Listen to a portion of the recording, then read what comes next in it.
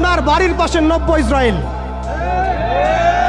আমরা বড় ইসরায়েল সম্পর্কে সচেতন আছি কম বেশি, কিন্তু আপনার ঘরের পাশেই নব্য ইসরায়েলে জন্ম হয়েছে, এই ব্যাপারে আমাদের সচেতনতা নাই।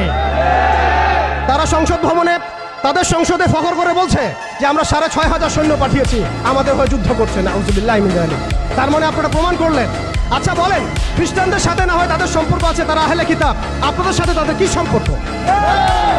খ্রিস্টানদের সাথে না ইহুদিদের একটা সম্পর্ক আছে, তারা আহলে কিতাব দাবি করে তারা, কিন্তু আপনাদের সাথে যারা পৌত্তলিক তাদের সাথে এই ইহুদিদের কি সম্পর্ক?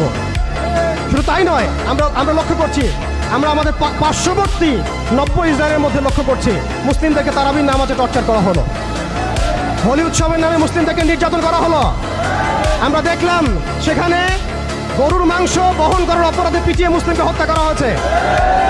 লক্ষ লক্ষ একর জমি যেগুলো আমরা ওয়াকফ করেছিলাম, সেই জমিগুলোকে রাষ্ট্রীয়ভাবে বাজেয়াপ্ত করা হয়েছে।